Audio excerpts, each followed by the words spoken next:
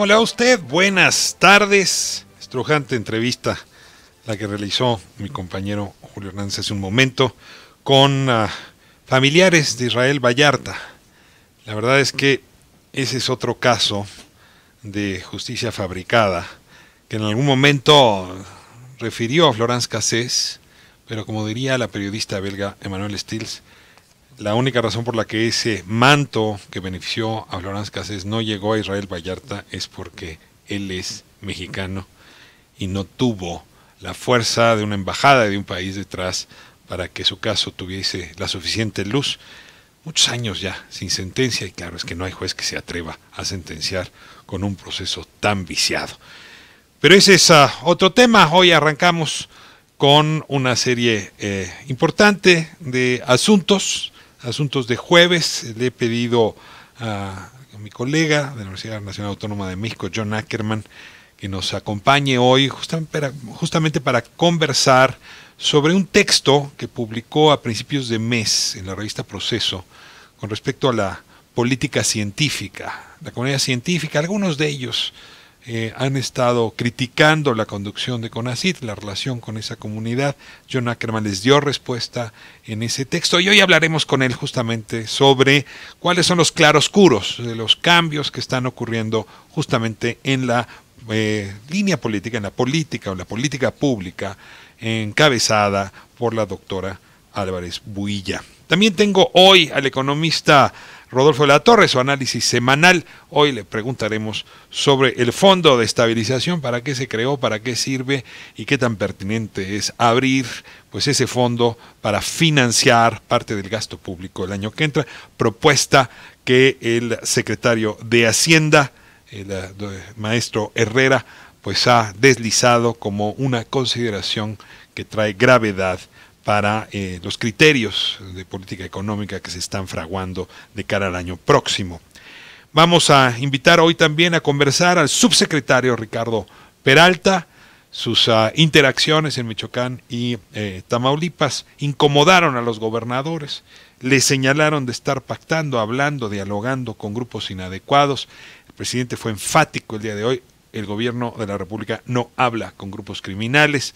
Habrá que ver cuál es el argumento de Ricardo Peralta frente justamente a este señalamiento presidencial de esta mañana. El presidente López Obrador se quejaba, por cierto, hablando de la mañanera, también de pues estos amparos que se han venido presentando para frenar la construcción del aeropuerto de Santa Lucía. Habría que decir que una buena cantidad de ellos también son para no suspender la obra del nuevo aeropuerto internacional de Ciudad de México en Texcoco. En realidad son amparos que tienen que ver con ambos aeropuertos, y valdrá la pena escuchar la voz del especialista para ver qué derrotero habría de esperarse justamente de esta ruta de amparos, que me temo, lo comentaba el día de ayer, podría tensar la relación entre el Poder Judicial y el Poder Ejecutivo. Y por último, pues nadie más vituperado como fuerza intelectual y política en nuestro país que los conservadores del siglo XIX. Nadie quisiese ser un conservador del siglo XIX. Sin embargo, cuando uno escucha hablar o lee textos de Lucas Alamán y otros conservadores de aquella época, nos damos cuenta que de pronto tenemos una visión muy maniquea de esos personajes que se equivocaron terriblemente al invitar a Maximiliano de Habsburgo para que gobernara México. Desde entonces el distanciamiento moral, ético es completo con ese sector. Pero ¿quiénes eran en realidad esos conservadores en el 19? Pues invitaremos justamente a Alejandro Rosas, nuestro analista de la historia, que viene todos los jueves, para que nos describa, nos perfile a los conservadores, esos personajes horrendos, hoy, insisto, con pésima reputación y bastante útiles, hay que decir, cuando se trata de construir narrativas políticas nuevas. Comienzo con la editorial.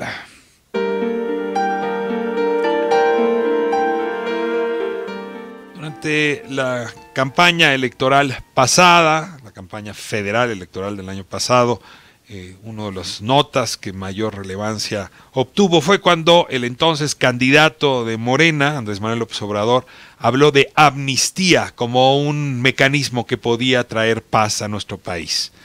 Desde entonces empezó a discutir si ese mecanismo, la amnistía, es decir, un perdón decretado desde el Estado de manera excepcional a determinados grupos, determinados delitos, generalmente de orden político, que es el mecanismo que se ha usado en otros lugares, podía utilizarse en México para transformar esta relación pues de guerra, de muerte, de violencia, que en efecto pues lleva ya demasiados años lastimando a nuestro país, a nuestra población.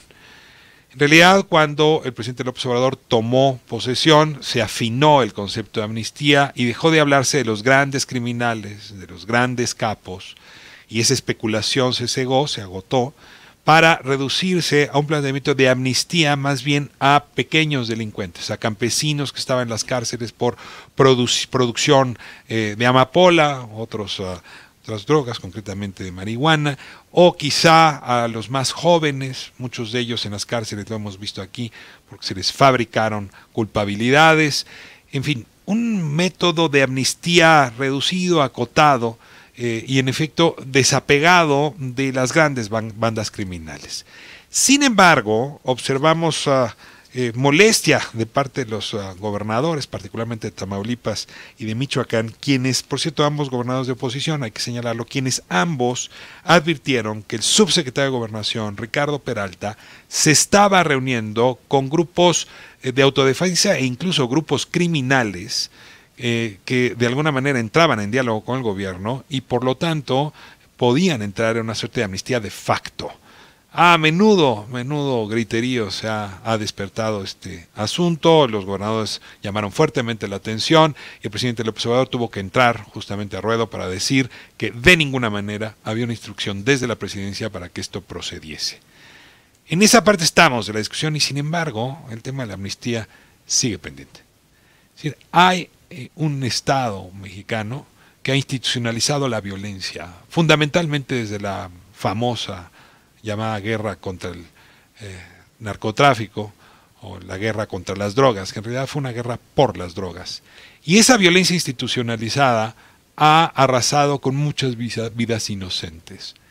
Bien valdría la pena recuperar aquel primer planteamiento, no a partir de una declaración política de amnistía, ni de extrañas relaciones de negociación con las organizaciones, sino una ley de amnistía que diga concretamente qué delitos, qué personas y a través de qué mecanismos se puede ejercer el perdón de Estado.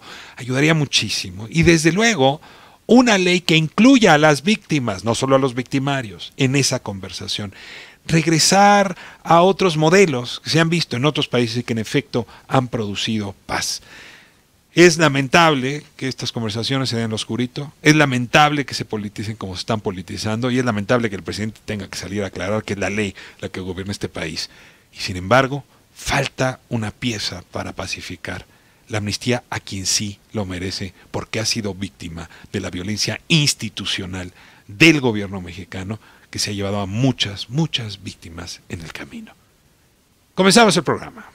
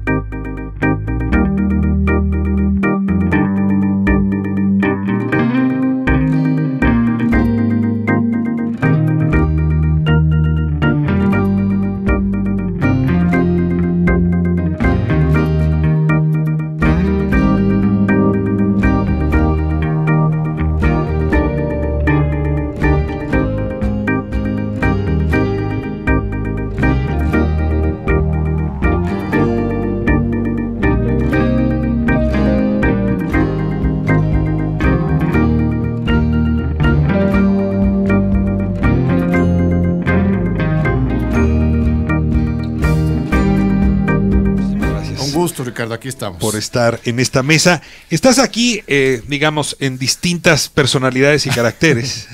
Voy a aprovechar desde luego, para hablar contigo de la política científica. Leo este texto, lo mencionaba hace un momento, que publicaste en Proceso, justamente respondiéndole a algunas voces que han señalado pues distanciamiento entre la comunidad científica y concretamente con CONACYT, su directora Marilena Álvarez Builla. Pero antes déjame revisar algunas de las otras facetas, aprovechando que estás con nosotros.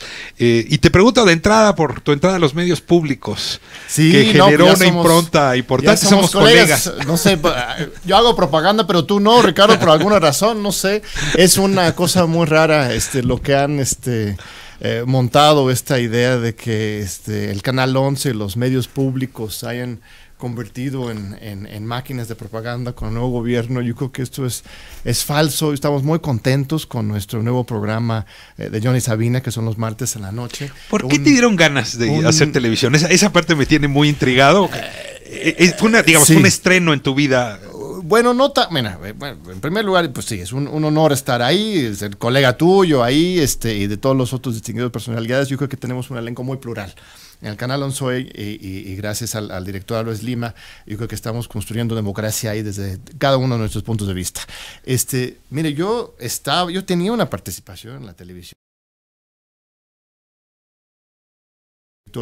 Natural como académico, pero también como periodista, como tú y como muchos que hemos logrado tener esos dos vías. Es algo muy bonito de México, algo que no existe en otros países necesariamente. En los Estados Unidos es muy difícil eso del intelectual público, si lo queréis llamar. En México hay mucho espacio para eso, para construir una carrera académica y también periodística. Yo estaba haciendo eso, nada más que me llegó el hacha de la censura. Entonces, empezando durante el sexenio de Felipe Calderón y ya consolidado con el sexenio de Enrique Peña Nieto, de repente fui expulsado tenía un programa de radio, una de televisión, salíamos en Telefórmula, esta mesa de debate que se llama Encuentro, con Miguel Ángel Granados Chapa, Virgilio Caballero, en paz descanse, los dos grandes maestros míos, y Ricardo Rocha y un servidor. Esto lo sacan del aire cuando se nos ocurre a algunos académicos y periodistas demandar a Felipe Calderón La Haya por crímenes de lesa humanidad, y ya después con Peña Nieto me sacan era MBS Radio, claro, en ese momento, que tenía una colaboración con Luis Cárdenas, imagínate, y ya dentro el sexenio anterior, pues ni siquiera me podían llamar para hacer entrevistas, Ricardo. Llegaba inmediatamente la llamada de la oficina de la presidencia de Eduardo Sánchez, decía, ese Ackerman, no, por favor, él está en nuestra lista de revoltosos, que no podemos darle espacios. Entonces, yo desde tiempo tenía esa carrera, se cortó, lo agradezco de ver, porque me permitió escribir varios libros, hacer una cosa académica más. En prensa escrita, y Proceso se volvió un espacio privilegiado. Proceso y La Jornada siempre estaba ahí, pero realmente lo que causa esta censura en la radio y televisión es que me meto de lleno en las redes sociales, ¿no? Entonces, Twitter hoy tengo más de 700,000 seguidores, es por eso, porque dediqué mucho tiempo a las redes sociales, porque me daba cuenta que no era suficiente solamente escribir en La Jornada de Proceso, sino tenía que llegar más allá. Ahora, entonces, esto es por fin se abre la oportunidad. Se abre la oportunidad, así es. Ahora, haces un programa que a mí realmente es lo único que me sorprendió, por el valor, por el coraje para hacerlo, que es dejar tu cojín de terciopelo, que es tu comodidad como intelectual público, y pasar a un formato que linda en el entretenimiento. Es decir, incluso el nombre, Johnny Sabina, es y probarte en otra lid. Entonces te formularía la pregunta o la refinaría de esa manera. ¿Qué te llevó a moverte en la manera de expresar tu ser público en televisión? Sí, mira, siempre ha sido un poco el proyecto. En mi programa de TV UNAM tenemos invitados estudiantes ahí, pero cuando me invitó el director del canal, pensaron algo, más atractivo, que pudiéramos llegar a las audiencias. Hay que luchar por las audiencias en esos tiempos. Ya no es fácil simplemente hacer algo con un nombre de apellido que la gente te escuche o te vea. Hay que luchar por las audiencias, tenemos que hacer cosas nuevas, diferentes. Invité a Sabina, por ejemplo, que me parece que hacemos una buena pareja, justamente en nuestras diferencias y similitudes similitudes, establecemos un debate respetuoso, pero desde posturas distintas, cada uno con sus redes distintas, ella más de el arte, es dramaturga, yo más de la academia, la UNAM, y el público, ¿no? ¿Cómo lo visualicé? Como el Parlamento inglés. Tú sabes, ¿no? El primer ministro a comparecer al Parlamento inglés, no está arriba, está abajo, está rodeado por los parlamentarios que incluso le gritan, ¿no? Le interpelan mientras habla. Aquí los estudiantes se portan muy respetuosos, pero no estamos arriba. Cuando primero nos presentaron el diseño del ESET en el 11, nos pusieron el escritorote, ¿no? Así como el talk show gringo, ¿no? ¿no?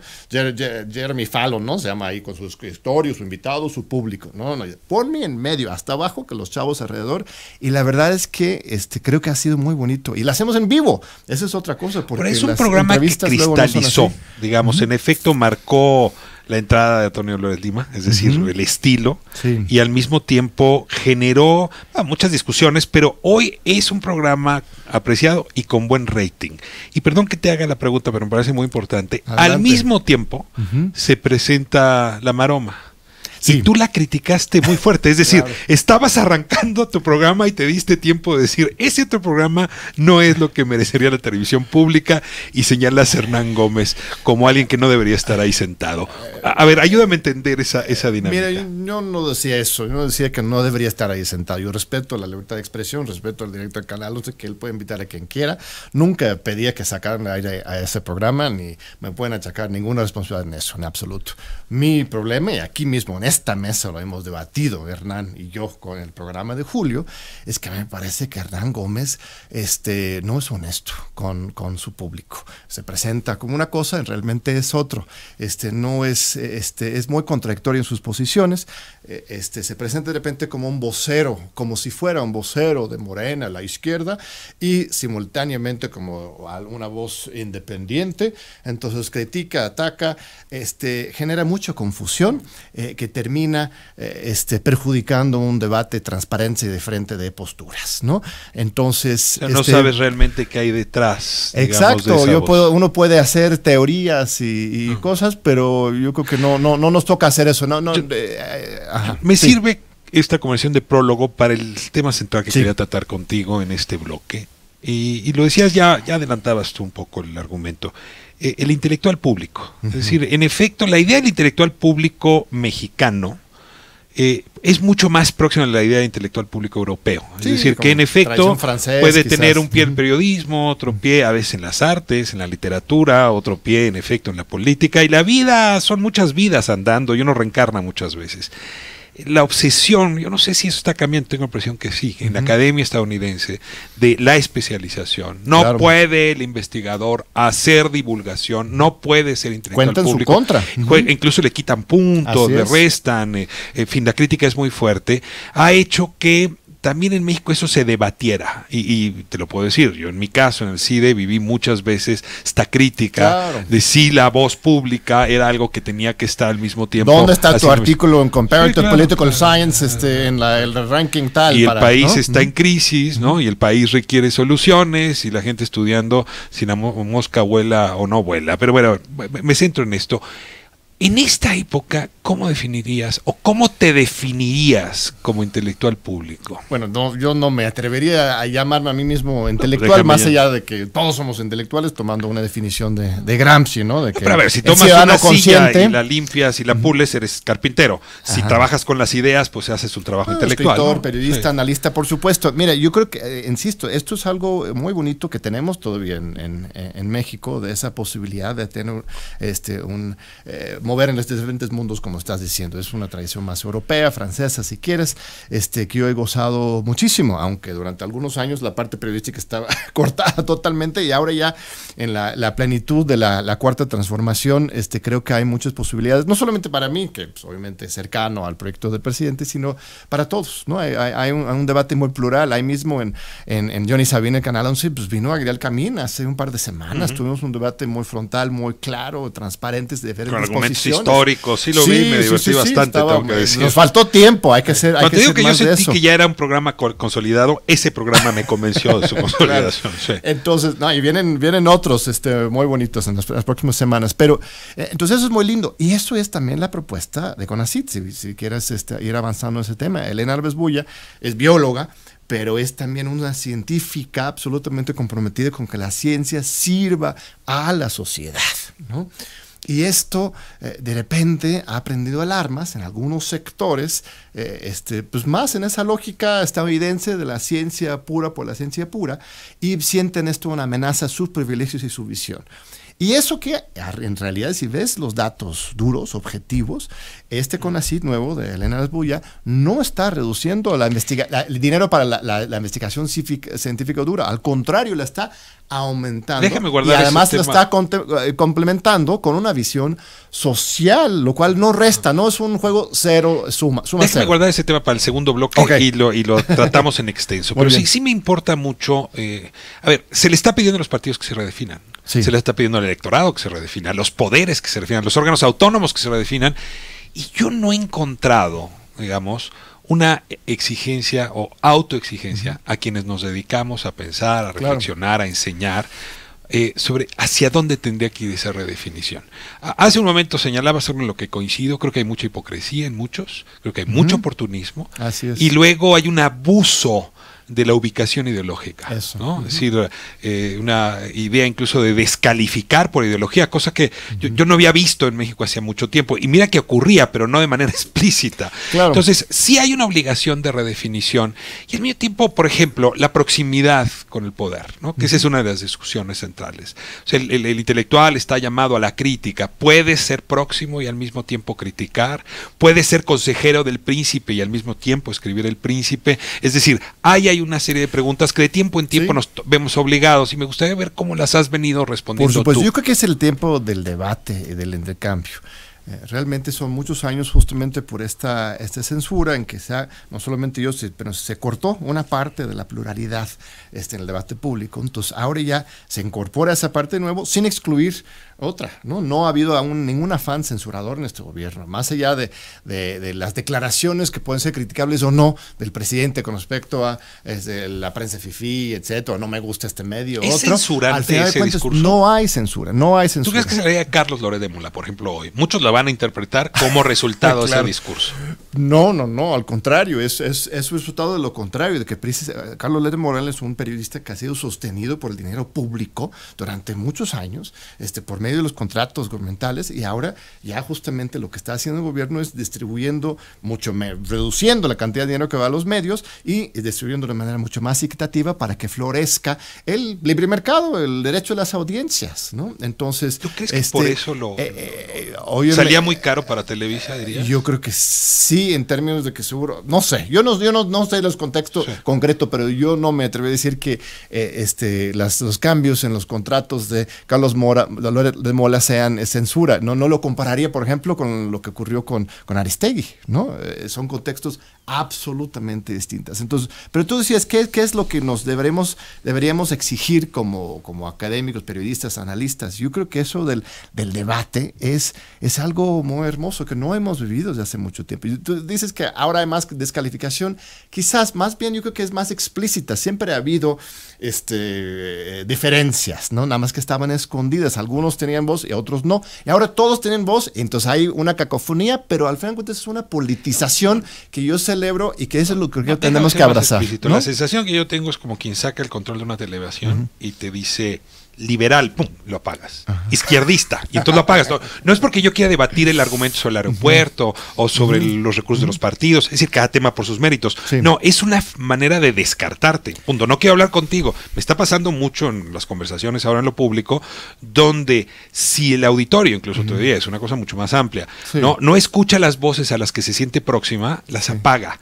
Y yo coincido más bien contigo. Lo rico es justamente la pluralidad, oír el argumento del otro, encontrarte con la oposición a tus argumentos, incluso para producir inteligencia propia y hasta para cambiar de opinión. Claro, eso mismo de lo fuerte del debate hoy, yo creo, lo veo más positivo que negativo. Yo entiendo y veo los problemas de la polarización que puede ocurrir, pero al final de cuentas son signos de de una repolitización de la sociedad mexicana, que puede ser dura, pues en las familias mismas, ¿no? El liberal, el conservador, el socialista empiezan a debatir y hablar, yo estoy a favor, en contra del presidente, etcétera. Antes estaba muy silenciado eso, mejor nadie quería ni hablar de política, ¿no? Porque tienes que enfrentarte con un presidente que no respetabas, era un bufón para una gran parte del país, y por otro lado tenías esta violencia y corrupción totalmente fuera de control. Entonces era más bien, vamos a escondernos de la política y dedicarnos a nuestras vidas privadas. Y ahora todo el mundo ya quiere hablar de política, hablar a favor o en contra del presidente, y tiene esa arista, ¿no? Esa problemática de la polarización, de descalificación, pero en el fondo estamos viviendo una politización que yo creo que si lo vamos llevando, no lo rechazamos y lo abrazamos, en estos siguientes años vamos a realmente poder generar un espacio público, democrático, de un debate intenso. La otra pregunta que hiciste fue con respecto a la cercanía del poder. Eso es algo que yo obviamente me hago todo el tiempo. Mi esposa ¿qué tan lejos, qué tan cerca? Mi esposa es la secretaria de Función Pública, una gran funcionaria, la mejor integrante de este gabinete. Y estás muy enamorado, eso ya lo sabemos. No, pues está haciendo un gran trabajo y además está a cargo de un tema central que es de combate a la corrupción. El mismo Andrés Manuel López Obrador lo admiro como una persona, como un líder, lo he acompañado desde fuera en muchos tiempos. Lo debatimos este martes con Sabina sobre la cuestión de la parodia presidencial. Mira, yo no creo que tenemos que obligarnos como analistas o periodistas a tirarle al presidente. Yo creo que estamos en una situación muy distinta en que de repente desde Palacio Nacional estamos luchando por las causas sociales. La lucha sigue, antes estaba en la calle, ahora está en Palacio Nacional. Es un gobierno de oposición y ahora, mira, ¿contra quién? Contra las calificadoras internacionales, en contra de la oligarquía de México que todavía existe, en contra de la corrupción. Entonces, no tiene que ser pecado apoyar al presidente o ser cercano a él. Eso sí, hay que criticar, por supuesto, yo mismo lo he criticado. En estos días está en una disputa interna muy fuerte en el Senado de la República de Morena y yo he tomado partido a favor de uno, en contra del otro, porque me parece que el caciquismo de Ricardo Monreal no le hace bien a Morena, ni al Senado, ni al país, ¿no? Entonces, ahí estoy criticando a alguien del mismo partido en el poder. ¿Cada tema, ¿no?, por sus méritos, dirías tú? Yo creo que sí. ¿Y cada persona por sus méritos? Yo creo que hay que analizar las cosas, y yo nunca he tenido un afán de neutralidad, ¿no? Yo creo que la neutralidad, yo creo que hay objetividad en cierto sentido, hay datos que hay que respetar, pero la neutralidad no es necesariamente para todos. Se vale tomar un compromiso con principios, con valores, con un proyecto de transformación y desde ahí ejercer la crítica y el análisis. Me tengo que ir a corte, pero déjame retomar un argumento que dabas. Siempre y cuando se hagan explícitos cuáles son los valores, los argumentos, incluso la militancia que se tiene. Sí, por supuesto. El problema es cuando la escondes y a partir de eso se quiere presentarse como otra cosa. Déjame ir a corte y de regreso, Política Científica. Ricardo Rafael.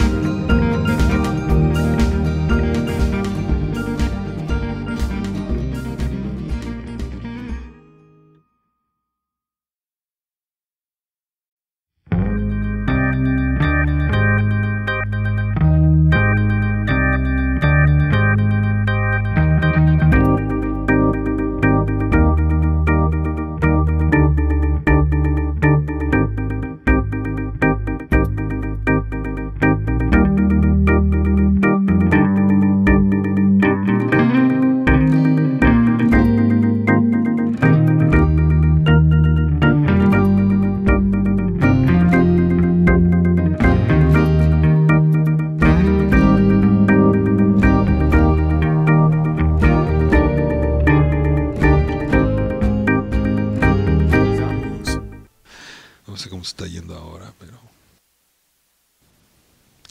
Estamos de vuelta a conversación con John Ackerman y bueno, lo anunciado. Nos acercamos al tema de la política científica.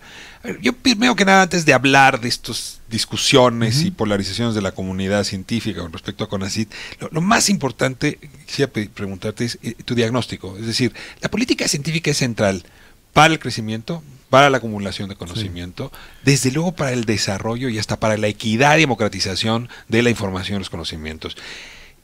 Tú has advertido que no iba por buen camino la política científica hasta antes de este gobierno. ¿Dónde pondrías tú las críticas fundamentales? Pues le pasaba lo mismo que a otras áreas, ¿no? Hay un artículo anterior al que estás citando, que se publiqué en febrero, que se llama Huachicoleo Científico, ¿no? En que si ves el desarrollo del presupuesto, siempre había un presupuesto amplio para la investigación, no solamente CONACYT, sino diferentes secretarías de Estado, oficinas dedicados a la ciencia. Sin embargo, muchas veces ese dinero se ha utilizado para fines no científicos. Por ejemplo, hubo, sigue creo, pero ya mucho más pequeño, un programa que se llama el PEI, el programa de investigación, el programa de estímulos a la innovación, que era un proyectote en que se canalizaban recursos a empresas muchas veces transnacionales enormes que tendrían supuestamente su propio recurso para invertir en innovación y desarrollo, pero en que CONACYT los subsidiaba, ¿no? Para ejemplo, innovaciones en México. En México, claro. Por ejemplo, a la empresa Ford, ¿no? El CONACYT les da millones de pesos para que innovan un nuevo color de pintura. Hay otras inversiones no tan grandes empresas, pero pequeñas empresas, pequeñas pizzerías para que encontraran nuevas formas de enfriamiento de las pizzas. Bueno, esto podría ser una contribución al desarrollo. Lo hace la política japonesa, lo hace la política coreana. Pero en realidad, y sobre todo podría funcionar si del lado privado hay una coinversión. Ponte que CONACYT incentiva a Ford a llevar todo su centro de innovación y desarrollo de pinturas a México y Ford pone su otra mitad. El problema es que esto no ocurría. Terminaba siendo un subsidio directo del Estado a estas empresas para hacer nimiedades, cosas que no contribuyen realmente al desarrollo del país. Había otros proyectos, como el famoso FOMIX, los fondos mixtos, que eran coinversiones entre CONACYT y los estados, en que los gobernadores lo usaban como su caja chica, ¿no? Usaban el dinero, por ejemplo, necesitaban para un puente o para pavimentar alguna calle. Pues agarramos de esto, al final de cuentas que vamos a usar el dinero para contratar a ingenieros. Ingenieros son científicos. O sea, simulaban que era inversión científica. Bueno, se contrataban a científicos, pero para resolver sus problemas de infraestructura local, y lo llevaban esta innovación, ¿no? Entonces, CONACYT mismo se había convertido en una oficina de subcontratación, ¿no? Su agencia... ¿De qué montos estamos hablando en estos fondos? Mira, lo que estima la directora de CONACYT es que durante el sexenio de Enrique Peña Nieto, más de 35,000 millones de pesos etiquetados para la investigación científica, casi la mitad de todos los fondos de CONACYT fueron transferidos al sector privado, ¿no? Durante esos 6 años. ¿Y no hubo una coinversión por el mismo monto de parte del sector privado? ¿O no hay manera de medir cuánto convirtieron? Las pocas mediciones que hay demuestran que no hubo. Entonces, a menos que alguien de repente demostrara las grandes dimensiones de la nada, resulta que ha sido un subsidio para el sector privado. Entonces, esto es un gran problema.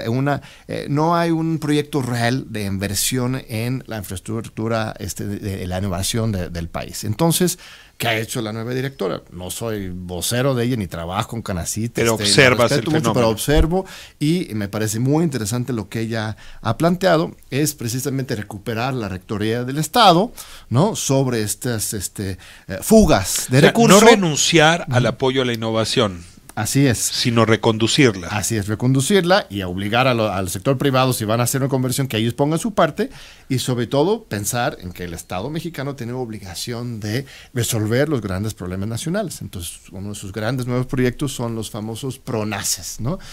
Los programas nacionales estratégicos, en que ellos están dirigiendo este dinero ahorrado para atender grandes problemas nacionales, por ejemplo, los virus, ¿no? La leucemia infantil, la violencia, la democracia, ¿no? Generar grupos de investigación para atender directamente problemas nacionales. Otra vez, ¿definidos desde dónde? Desde la misma comunidad científica, ¿no? O sea, es un ejercicio colegiado de los propios científicos diciendo hacia dónde. Así es, ese es el planteamiento, y esto no descuida la ciencia de frontera, ¿no? Si quieres otras estadísticas, durante el sexenio de Peña Nieto solamente se invirtió 2.936 millones de pesos en ciencia básica. Y ahora para el 2019, esta es ya ciencia pura, si quieres, no estos pronaces, sino ciencia nada más de investigación dura y pura. Durante 2019, nada más en un año, CONACYT está proyectando invertir 1.659 millones, o sea, más de la mitad de lo que gastó todo Peña Nieto de ciencia de frontera, solamente a 1.600 en 2019, un año. ¿no? En un año. Solamente un año. Entonces, ¿por qué están tan enojados los científicos? Esa es la gran pregunta, porque no los científicos, sino un grupo que incluso acusan a la 4T de ser antiintelectual. Esto lo ha dicho Sergio Aguayo. A ver, déjame detenerte aquí. Ajá, sí. Hay, en efecto, en el mundo, vamos a reconocerlo, una ola antiintelectual. Muy probablemente porque quienes se dedican a esa, digamos, labor o a ese oficio, tomaron mucha distancia con los problemas propios de la gente. Entonces, si tú observas el antiintelectualismo que hay en Estados Unidos hoy, es enorme. O sea, son intelectuales, les llaman, ¿no? Intelectuales pero idiotas, ¿no? Así les llaman. Una crítica muy fuerte, incluso si vienes de universidades de las grandes, de las Ivy Leagues, ¿no? Claro. Han estado tus padres, ¿no? Si es Yale o si es Harvard. Y la verdad, eso lo observas en Inglaterra, lo observas en España, y claro, pues aquí la comunidad intelectual también dice: estamos viéndonos atacados de forma similar. Tú dirías, no, este gobierno no desprecia. No, de ninguna manera. Bueno, a los Estados Unidos es cierto, eso es un rasgo cultural histórico de muchos años, ya hemos abordado un poco de eso. Sí hay un antiintelectualismo antes de Trump, no solamente el trumpismo. Ahora, 4T ¿es antiintelectual? Yo creo que no. Pasa lo mismo que con lo de la prensa, ¿no? Simplemente porque el presidente exprese su opinión sobre la prensa fifí, la gente cree que va a censurar. Lo mismo, el presidente de la República, López Obrador, ha hecho algunos comentarios sobre que los intelectuales tendrían que broncearse un poquito más, ¿verdad? Salirse de su torre de marfil y ir a hacer más trabajo de campo, ¿no? Que él no le gusta a los que simplemente engolan la voz y dicen que son los grandes expertos en todo, pero no han hecho realmente investigación de nada. Hay casos, Ricardo, Rafael, de estos, y todos los conocemos, existen ese tipo de intelectual. Eso es lo que le irrita al presidente. Esto no implica que él es antiintelectual. ¿Por qué muchos se han puesto el saco? A ver, déjame pensar en términos del aeropuerto, ¿no? Por ejemplo, toda la discusión de que no se tomó en cuenta a la comunidad científica distinta a la que arropa el presidente para la decisión del aeropuerto. Y ahí se sigue, ¿no? En el tema de petróleo, es decir, son distintas comunidades que sienten que no están siendo tomadas en cuenta. Es que ese es el problema. Si ha habido una transformación de redes en el viejo y el nuevo régimen, evidentemente. ¿Cómo vamos a esperar que un nuevo presidente que repudia el neoliberalismo va a ir a consultar a los mismos tecnócratas de antes? Hay un cambio, hay un recambio de desplazados, esto implica menos influencia, quizás menos recursos, entonces están enojados. Pero en realidad eso es lo que está pasando. No es que él desprecie la investigación, sino que confía en otro tipo de conocimiento y más arraigado a la resolución de los problemas sociales, y esto genera alguna desesperación y enojo de algunos sectores. A ver, voy hacia la última pregunta. Lo otro ha sido la política de austeridad, que en efecto, yo ahí te diría que he sido muy crítico, porque si bien había que ir a una política de austeridad, las medidas que se tomaron literalmente tenían forma de hacha. O sea, cortes el 30%, adiós gastos tales, lo cual hace que no se adapta a ese memorándum de famoso 13 de marzo, pues a la realidad de cada dependencia, de cada centro de investigación, y que sí le hizo daño. O sea, se metió incluso con el hueso, no solamente con la grasa del cuerpo, en varias áreas, pero desde luego el problema es el desorden administrativo que heredamos. Sí, bueno. Porque hay muchas áreas medulares de la Administración Pública Federal que se mantienen con honorarios, ¿no? Por ejemplo, en las mismas centros de investigación de CONACYT, una de las quejas del Instituto Mora, por ejemplo, fue que al reducir la cantidad de honorarios, no pueden pagar los profesores. Pero ¿por qué tienes profesores pagados por honorarios? Deberías tener tu planta de investigadores académicos que dan las clases. Entonces, evidentemente hay problemas de ajustes ahí. Y la medida debió haber considerado que ese era el universo, ¿no? Claro. El universo de honorarios era tan grande que la medida debió haberlo considerado. No sé, yo creo que se tenía que cortar el pasto, ¿no? O sea, de veras, si no llegas y tomas medidas fuertes y claras en esto, la burocracia tiene esta tendencia, hay una amplia literatura sobre esto, a crecer. Pero a ver, ¿qué haces con el Instituto de Psiquiatría, por ejemplo? ¿No? ¿Qué haces? Que tenía, excepto una persona, todos los demás eran por honorarios. Es decir, tú cortas honorarios y se acaba. Pero tuviste que generar excepciones todo el tiempo. Eso es lo que está ocurriendo. Tú mismo lo has visto en el IMER, ¿no? Así es. Tú viviste una experiencia dura, renunciaste antes de tiempo, yo diría. Me faltó confianza. Aunque aquí te recibieron. Es un mal lugar. Pero se resolvió el problema, ¿no? O sea, todavía el IMER lucha, muchas entidades públicas luchan con presupuestos, me están presionando se para resuelven el corte. Y nos falta cerrar. ¿Te importa si vamos a corte y regresamos ya para el cierre contigo? Ricardo Rafael en Radio C.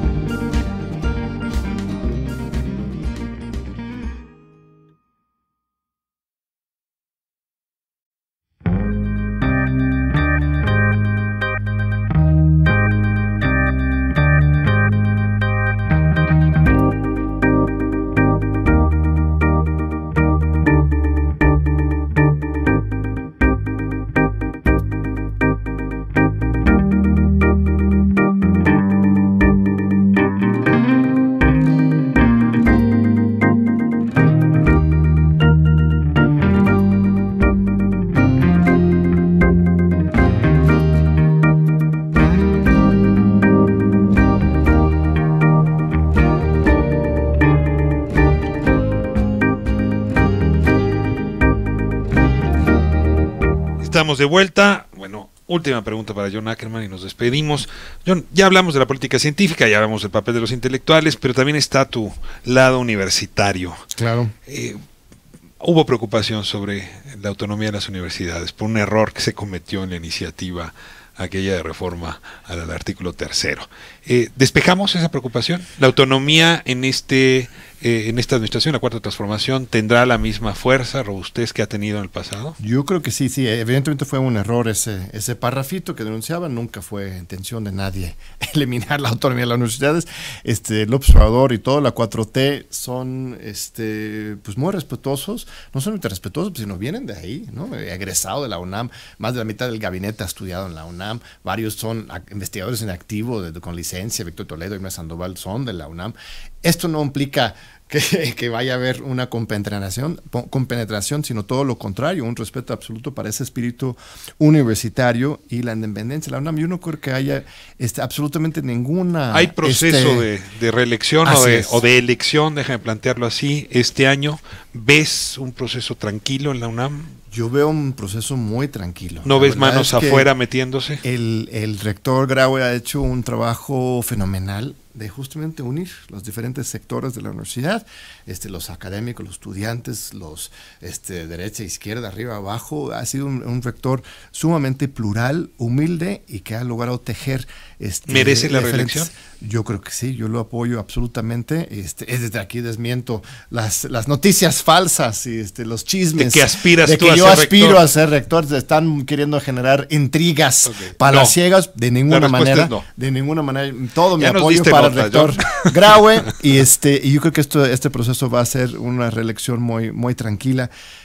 ¿No ves a nadie más con posibilidades? Van a haber candidatos, como debe haber en cualquier proceso de relevo en la rectoría, pero en procesos reelectivos, ¿no? En que él puede reelegirse, normalmente es más tranquilo, sobre todo cuando el rector cuenta con éxitos claros y en apoyo de su comunidad, como es el caso con Graue. Pues te agradezco muchísimo tu presencia en esta mesa. Nos quedan varios temas fuera. Te vas a perder de la discusión que sigue. Voy a hablar con Alejandro Rosas.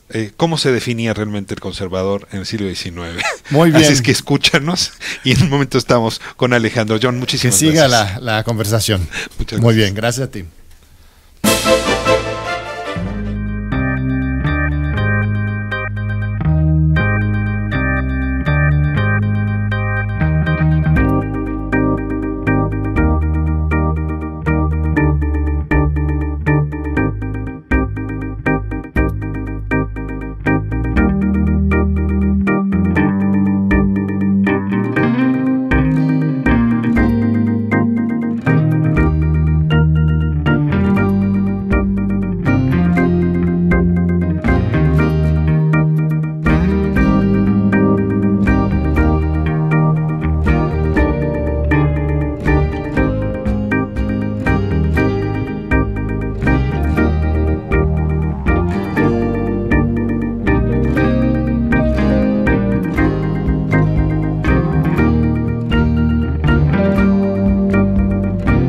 Estamos de vuelta y bueno, como lo anuncié, Alejandro, ¿cómo está usted?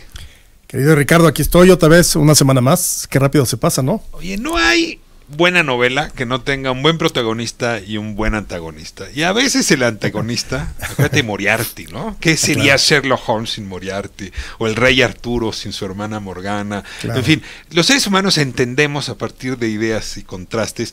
Y eso, pues parece haberlo entendido muy bien quien dirige este país, que ha tomado como antagonista a los conservadores, pero más que a los conservadores de hoy, a los del siglo XIX.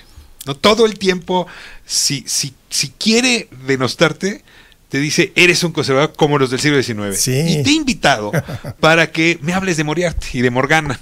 ¿Quiénes eran realmente esas personas que hoy pues merecen todo nuestro desprecio y no querernos parecer a ellos? Mira, merecen todo nuestro desprecio porque siguiendo la línea histórica que maneja el presidente, que es una visión muy particular, pues evidentemente los conservadores, que es el grupo político antagonista Benito Juárez entre 1855 y hasta 1867, son los que van a ir en contra de todas las grandes reformas de los liberales, ahorita vamos a hablar un poquito, y son los que van a traer al final a Maximiliano de Habsburgo. O sea, ahí sí creo que... Ahí se equivocaron. Sí, totalmente. O sea, yo creo que todo lo demás entraba en la lógica de un país que está buscando construirse.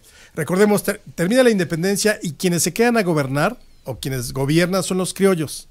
No los españoles, sino los criollos. Los criollos eran, utilizando el lenguaje de ahora, eran los fifís de la época, eran los que tenían muchas de los medios de producción, propiedades. Es esta clase que de pronto va a tener y va a gobernar, porque antes los españoles no los dejaban. Y entonces de pronto van a encontrarse el poder, van a encontrarse todas las circunstancias favorables a ellos. Esta generación de criollos va a ser sustituida, digamos, en el gobierno, o el mejor representante de esos criollos es Santana. Este personaje... Un liberal, por cierto. Porque cuando estaba en Veracruz era liberal. Liberal, ¿no? Y conservador e imperialista. Fue de todo. Sí, Santana yo creo que es el prototipo del político actual. El que en la mañana es tricolor, luego azul, puede ser amarillo, ahora puede ser de morena. Sí, o sea, que va rodando de acá para allá, como dice José José. O sea, es el político chapulín. Sí. Y fíjate que no era muy común en el siglo XIX el político chapulín. O sea, tú ves a los conservadores o a los liberales y se casaban con sus ideas y morían defendiendo sus ideas. No era tan fácil que encontraras a un conservador. Mora no simpatizaba con Lucas Alamán y Lucas Alamán podía simpatizar con Mora en ninguna circunstancia. No, se podían tener respeto intelectual, pero evidentemente había muchas diferencias, ¿no? Entonces, los conservadores son prácticamente, vamos a ir viendo la línea genealógica. Termina la independencia, entonces tenemos a los criollos, y los criollos a su vez empiezan a dividirse. Hay los que querían una república federal y los que quieren una república central, ¿no? La república federal es como la que seríamos hoy, estados libres y soberanos en su régimen interior, con facultades, cada estado elige a su gobernador y todo eso, y los centralistas quieren una república donde haya un poder fuerte central y prácticamente los estados serían departamentos. O sea, la diferencia entre Estados Unidos e Inglaterra, digamos, para ponerlo en los términos del siglo XIX. Entonces va corriendo, estos que son primero federalistas contra centralistas, van evolucionando en sus ideas y los federalistas tienen una mayor atracción o sienten simpatía por Estados Unidos. De ahí que pues, la Constitución del 24 tenga mucho que ver con la Constitución de Virginia de los Estados Unidos de finales del siglo XVIII. Entonces, de pronto vamos viendo estas dos fuerzas. Los centralistas están más cercanos a ver el modelo europeo, a ver hacia Inglaterra. A España no tanto, porque en ese momento España nos despreciaba. A Francia sí. A Francia y demás. A la Francia napoleónica. Y le tienen un respeto a Estados Unidos y rechazo incluso porque Estados Unidos, recuerden, cuando se consuma la independencia, llega con la lana así a la mesa, quiero Texas, ¿no? Creo que 5 millones le ofrecieron a Iturbide y a Guadalupe Victoria. Así Poinsett llega y pues aquí tengo 5 millones, los toman o los dejan, pues obviamente lo rechazaron. Entonces estos grupos son los que se van a pelear esa primera mitad del siglo XIX. Unos más cercanos a la iglesia, otros no. Sí. ¿O ese no era un corte? En ese primer momento todavía no tanto, sino ya... La iglesia estaba con ambos, digamos. Exactamente. La iglesia había dos factores de poder fundamentales, la iglesia y el ejército. Entonces, conforme va avanzando, pues obviamente la primera mitad del siglo XIX, empieza a surgir una generación importantísima que era de los nacidos ya o durante la Guerra de Independencia o después. Ahí están, por ejemplo, Guillermo Prieto, ahí va a estar Melchor Ocampo, ahí va a estar Ponciano Arriaga, Zarco, o sea, todos estos personajes que no habían combatido en la independencia, pero que ya habían nacido o terminado la independencia o ya consumada la independencia. Entonces, ahí viene un relevo generacional muy interesante, porque estos personajes son los que van a cuestionar con ciertos garbanzos de a libra, valga la expresión, como por ejemplo Gómez Farías. Gómez Farías, este personaje que de pronto es muy desconocido para el general de la gente porque es el primero que intenta separar la iglesia y el Estado en 1833. De hecho está enterrado en Mixcoac fuera de la iglesia de San Juan. Exactamente. No, la iglesia no lo quiso enterrar en su panteón. Donde está el Instituto Mora, esa era la casa de Gómez Farías, que le decían Gómez Furias. Entonces, esta nueva generación obviamente empieza a cuestionar todo lo que han hecho los criollos encabezados por Santana. Se han ido a la guerra, rebeliones internas. Y ahí se parte entre conservadores y liberales y ahí, con más nitidez. Claro, entonces ahí sí ya vemos un grupo de una nueva generación de políticos mestizos, no, o sea, es clase media totalmente, nada que pocos tenían muchos recursos o tenían los medios de producción. generalmente los medios de producción se quedan con los criollos. Y entonces ahí de pronto ya hacia 1855, después de la guerra con Estados Unidos, ya tienes claramente dos bandos. Uno, que ya no quieren a los criollos y que además saben que la peor carga para México es el ejército y la iglesia. Y si no se pueden deshacer del ejército y la iglesia quitándole los privilegios, va a ser prácticamente imposible que se consolide un país. Y esa generación de mestizos que vienen ascendiendo, que son liberales, que quieren una república federal, es la que va a encabezar Benito Juárez en 1857. Ahora, ahí viene un choque de trenes. Esta descripción que me haces no me separaría mucho pues de las historias de otros países. Claro. Hoy en Inglaterra, pues tienes en efecto a los laboristas y del otro lado los conservadores. Se llama el partido. Hay muchos sistemas políticos donde los conservadores son muy orgullosos de ser conservadores, de encargarse de conservar. ¿Cómo ocurre que el conservador se vuelve el demonio? Adelantabas tú que tiene que ver con la llegada de Maximiliano. Bueno, primero tiene que ver con que evidentemente vienes de una sociedad de 300 años total y absolutamente cerrada, religiosa, con una religión oficial cuando se consuma la independencia y demás. Pues, obviamente cuando llegan los liberales dicen, a ver, ¿cuáles son los obstáculos que tenemos aquí para el desarrollo o para consolidar el país? Pues evidentemente eran los fueros y privilegios que tenía el ejército por un lado, pero mayormente la iglesia. La iglesia tenía 1/5 de la riqueza nacional en 1857. Las leyes de manos muertas son justamente para poder liberar ese capital. Claro, ¿no? Eran prácticamente un estado dentro del estado. Entonces, no había manera de que el poder público pudiera consolidarse cuando tenías una institución que regulaba absolutamente todo. Nacimiento, muerte, bodas, defunciones, todo dependía de la iglesia. No había manera de que tú pudieras hacer algo fuera de la iglesia. Y entonces muchas de esas cosas le pertenecían a la cosa pública, o debían de estar en la cosa pública, porque al final, ¿cuál era el papel de la iglesia, o cuál debía ser el papel de la iglesia? Tan llanamente como salvar almas. Te sigo muy bien en esa definición, gracias por explicarme quién era el conservador del siglo XIX y por qué acabó siendo tan denostado. Ahora dime, ¿en qué se parece ese conservador al de hoy? ¿Podría haber vas comunicantes, tradiciones que se hayan postergado, que te lleven a ti a escuchar el mensaje anticonservador diciendo tienes razón, ¿no? Lucas Alamán y si estos intelectuales que yo veo hoy, ¿no? Son igual de conservadores. No, yo creo que nuevamente tenemos, una cosa es la visión histórica o el conocimiento histórico del periodo de liberales contra conservadores y otro es esto. O sea, yo creo que aquí sí hay... Una cosa es la historia y otra es la literatura. No, y también la interpretación histórica que le quieres dar, ¿no? Evidentemente, ¿por qué los podemos asociar hoy?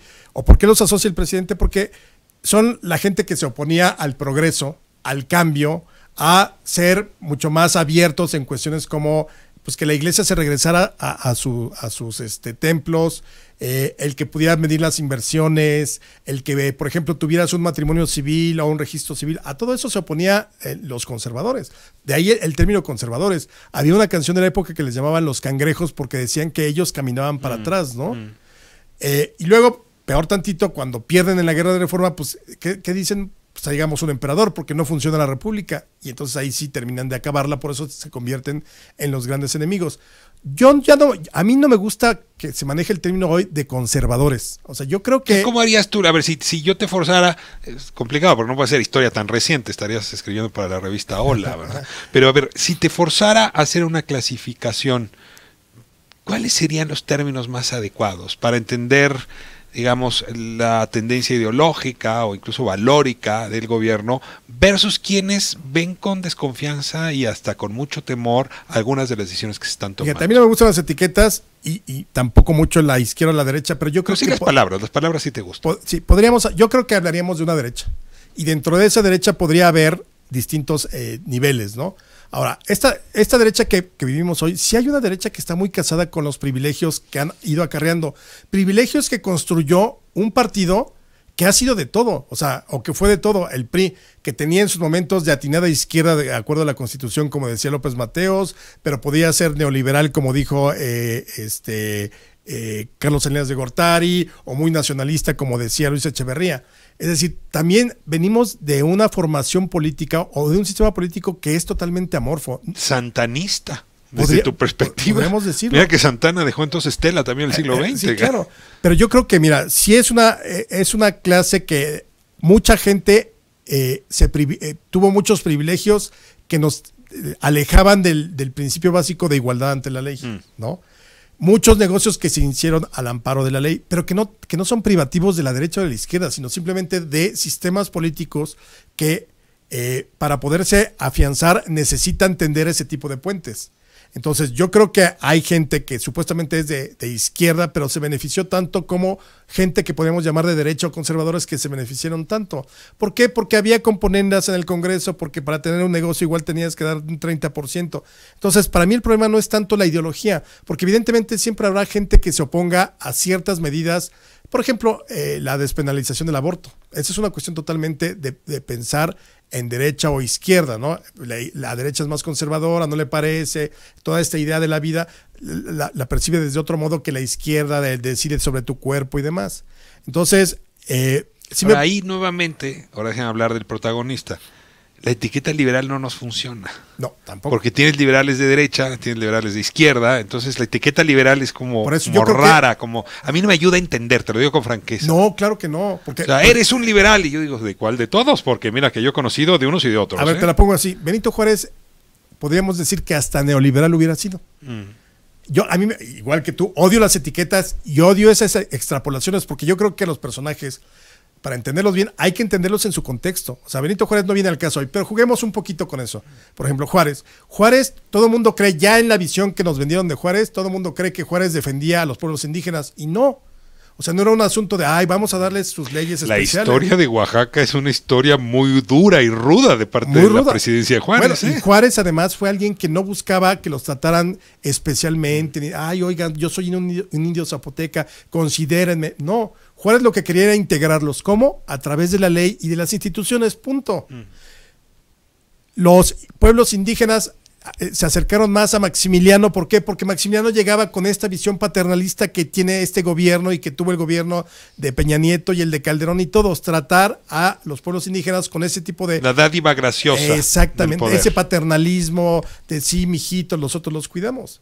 Entonces, desde esa lógica, Juárez hoy no se sentiría cercano a López Obrador en muchos sentidos, pero tampoco se sentiría cercano al PAN o al PRI. Por eso te digo que es muy peligroso jugar con ese tipo de... ¿Nos funciona como el izquierda-derecha? O sea, es que tampoco me siento muy cómodo. Es como si nos hubieran quitado las palabras para nombrar la realidad política, pues. Y claro, cuando no las tienes recurres al pasado, entonces agarras los libros de historia y ves cómo la recuperas, sí, pero tenemos una ausencia de lenguaje para nombrar con mejor precisión yo creo que los diferentes, que las facturas. Redescubrir términos, o sea, o crearlos, o sea, neologismos, porque en serio, evidentemente tú ves, el gobierno de López Obrador es de izquierda y entonces ves cómo se acerca a las iglesias evangélicas. Pues no, entonces desde la lógica pura del liberalismo como lo conocemos en el siglo XIX, no lo es. Quiere apostarle más al nacionalismo y el petróleo, eso no es liberal, eso es muy conservador o quizá de una condición que era muy dada o muy normal en los años 30. Quizá en los años 30 podía parecer como ese nacionalismo respondía a una lógica liberal. En 1856 era claramente conservador. Claro, entonces evidentemente tenemos de chile dulce y manteca. ¿No tienes ganas de hacer el nuevo diccionario de la...? Pues vamos a hacerlo, vamos a inventar. Sería un gran negocio, ¿eh? Aportarle lenguaje al conflicto siempre es una cosa buena, claro, y al presente todavía más. Indudablemente, cuando el presidente dice conservadores, yo no pienso en las categorías actuales, yo pienso en Aguilar y Marocho, en Miguel Miramón. Pero a lo mejor nos equivocamos, un poco. Andrew, te agradezco muchísimo. Me faltó preguntarte, ¿con qué intelectual del siglo XIX te identificas? Me gusta mucho el doctor Mora, o sea, sí me gusta de los liberales, me gusta mucho, quizá más que intelectual. Choro Campo me parece maravilloso. Yo me quedo con Gómez Furias, ¿eh? ¿Sí? Comete errores, hay que decirlo. Fíjate que la doctora Josefina Zoraida Vázquez no lo quiere mucho. Sí, hay una discusión ahí larga porque se cometió errores. Pero yo sí creo que fue una gran generación, esa de los liberales, por encima de toda clase medieros, profesiones liberales como médicos, abogados, comerciantes, periodistas, que dejaron esas funciones para... Juárez no se explicaría sin ellos. Alejandro, nos vemos próximo jueves. Muchísimas gracias. Ricardo. Vamos a corte, regresamos. Esto va apenas a la mitad. Vamos a hablar con el subsecretario de Gobernación, Ricardo Peralta, tiene pues argumentos que aportar justamente a la discusión sobre lo que estaba haciendo, lo que hizo en Michoacán y en Tamaulipas.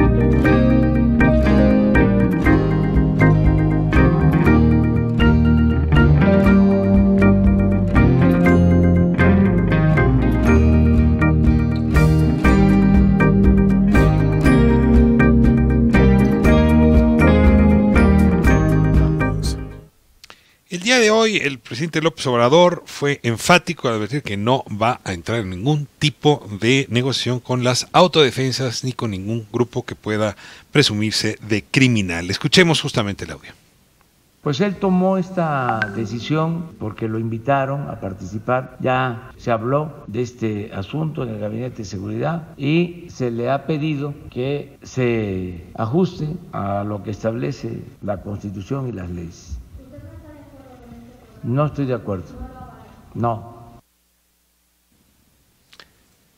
Pues el mensaje fue claro, fue preciso y ayudó un poco pues a aclarar contradicciones que había habido entre distintas autoridades.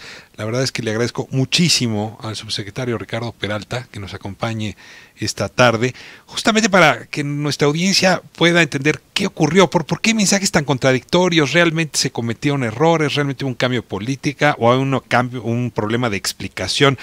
Ricardo, ¿cómo le va? Gusto en saludarlo. Hola, Tocayo, muy buenas tardes. ¿Cómo estás? Contento de estar en tu programa. Muchas gracias. Tocayo, igualmente. A ver, Tocayo, como dirían los escritores, desde la primera página, ¿qué pasó? ¿Qué pasó? Sí. ¿Visitaste tú grupos que no debiste haber visitado? ¿Los gobernadores te dijeron que no lo hicieras y lo hiciste? ¿O hay una confusión ahí que tú hoy nos puedes aclarar? Con gusto lo aclaramos. Mira, recibí la invitación de parte de representantes populares, en este caso presidentes municipales, 15 presidentes municipales, primordialmente del presidente de La Huacana, lugar donde estuve ayer, ya te platicaré esa parte cronológicamente. Primero recibí esta invitación por parte de estos presidentes municipales, diputados locales, y fue una reunión a la que asistí y me sorprendí a mi llegada porque en La Huacana se juntaron un poco más de 25,000 personas. En esa reunión también estuvo el doctor Mireles, que todos saben quién es el doctor Mireles. Estuve en esa reunión y lo que me expresó la gente en aquel momento... 25,000 almas. 25,000 almas. De manera espontánea. De manera espontánea. O sea, no los había visitado ninguna autoridad federal en todo este tiempo. En todo este tiempo y nunca, Ricardo, nunca había ido nadie, y parte de lo que me manifestaron es que solamente habían recibido en los regímenes anteriores por parte del gobierno federal balazos, toletazos y gases lacrimógenos, y que era la primera vez que un gobierno federal acudía a escucharle. Y eso fue lo que hice, atendí a esta petición, fui a esa visita, como hemos atendido visitas. ¿Cuántas horas te tomó ese encuentro? Porque con tanta gente supongo que tuviste que oír muchas voces.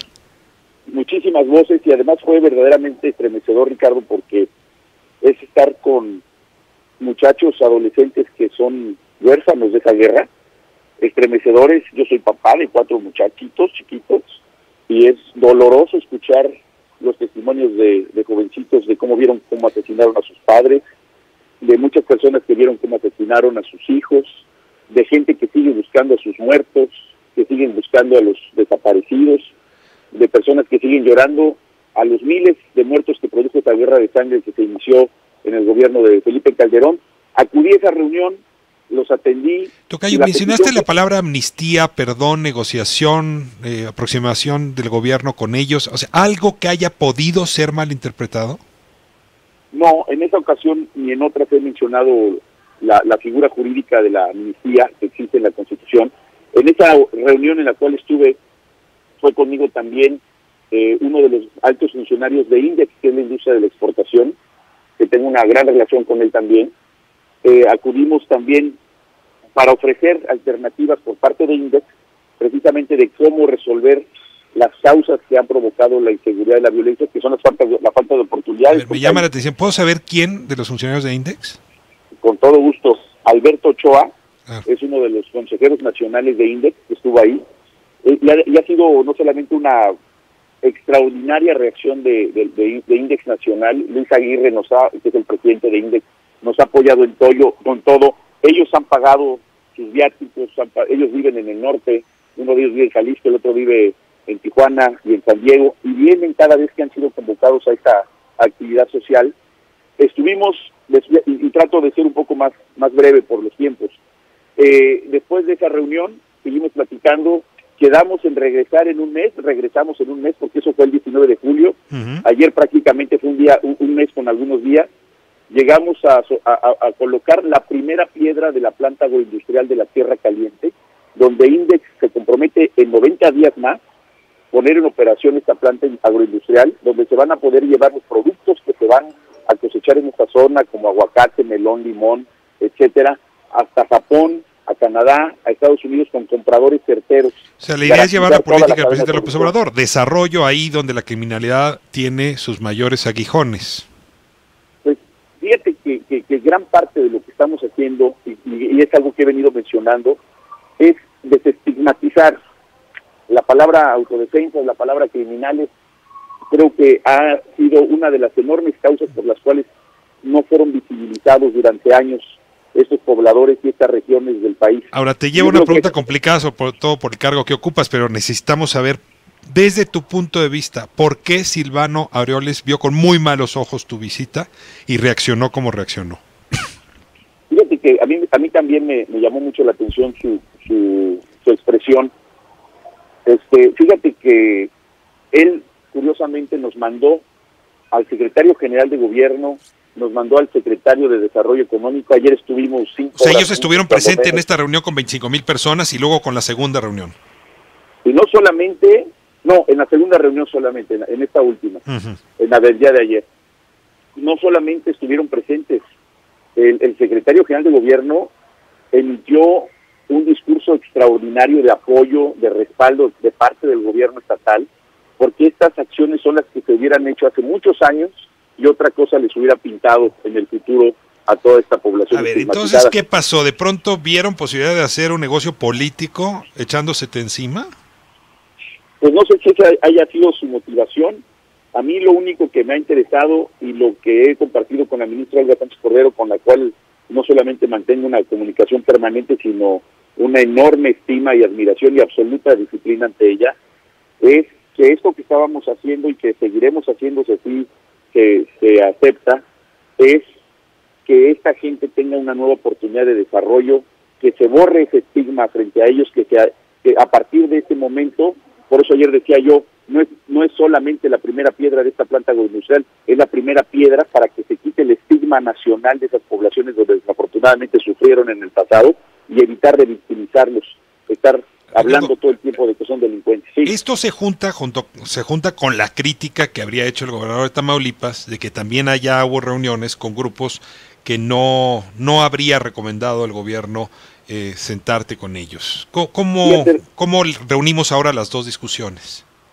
Fíjate, querido tocayo, que con ambos hablé por teléfono previa a mi visita, a ambos los invité, ambos se disculparon de no asistir por tener agenda, pero ambos también señalaron que enviarían a un funcionario. En el caso de Tamaulipas, nos hicieron el favor de estar presentes seguridad estatal, no fue ningún funcionario en Tamaulipas, acá en Morelia, en Michoacán, sí estuvieron presentes, como ya le referí. En ambos casos, pues su opinión yo la respeto, yo no tuve contacto con ningún delincuente, nunca lo tendremos desde el gobierno, no pactamos con ningún participante del crimen organizado. Incluso mi discurso el día de ayer fue en el sentido precisamente de respetar la ley, porque ninguna persona puede estar armada sin licencia que otorga la Ley Federal de Armas y Explosivos, una licencia que otorga la Secretaría de la Defensa Nacional, y ese fue parte de mi mensaje, no haciendo alusión a alguien en particular, sino primordialmente de manera genérica a cualquier persona en el país que esté armada de manera ilegal, pues solamente el enfrentamiento que tendrá va a ser con la justicia, pero de ninguna manera se puede negociar extrajudicialmente cualquier legislación. Tocayo, última pregunta. A ver, muchos escuchamos hoy el audio que pasé hace un momento como un regaño al presidente a ti. Por lo que estás diciendo, pues no te merecías el regaño. ¿No hubo oportunidad de que el presidente entendiera esto que nos estás contando hoy? ¿Alguien le llevó información equivocada? ¿El presidente, como se dice, habló fuera de lugar? Es decir, ¿cómo crees que cierra este capítulo? ¿O no fue un regaño y así lo estamos escuchando los demás? Yo no escuché ningún regaño. Yo he observado la ley y la seguiré observando, la Constitución y las leyes que de ella emanan. Así fue la protesta que tomé cuando me hicieron el favor de nombrarme subsecretario de gobierno. Seguiré haciéndolo. Y yo lo tomé como eso. Al momento que dice que se observe la Constitución, seguimos observando la Constitución. No he hecho nada fuera de la ley. Seguiré actuando así ha sido toda mi vida. soy profesor de Derecho en la facultad, en la UNAM, hace casi 15 años, así que entiendo muy bien lo que debo de hacer y por supuesto que no lo tomo como un regaño, sí como una instrucción de ser cuidadoso con todos estos temas que crean polémica. Pero vas a seguir yendo a las poblaciones en violencia. Voy a seguir atendiendo todas las causas sociales que sean necesarias porque la Secretaría de Gobernación tiene que garantizar la gobernabilidad de todos los rincones del país, de la mano con los presidentes municipales, de la mano con los gobernadores, de la mano con la sociedad entera. No específicamente como algo que me obsesione el tema del tema de las personas y de las poblaciones donde estén estigmatizados, sino todos aquellos que requieran el apoyo de la Secretaría de Gobernación, lo vamos a hacer. Siempre, insisto, de la mano de la instrucción y del liderazgo de la ministra Olga Sánchez Cordero y del presidente López Obrador. ¿Puedes asentir o puedes no mostrarnos tu respuesta a la pregunta que voy a hacer? Cada que la Secretaría de Gobernación hace cosas relevantes, les dan de manazos.